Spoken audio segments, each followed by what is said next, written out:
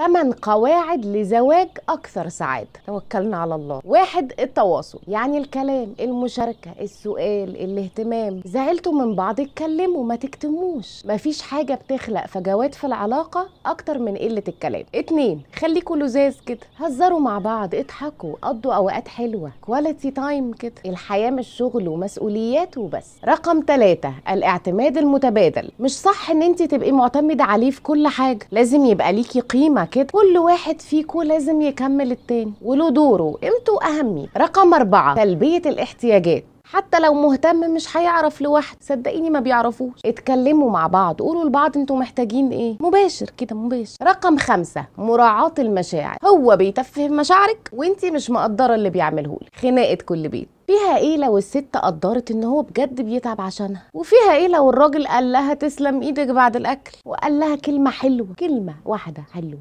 فيها ايه؟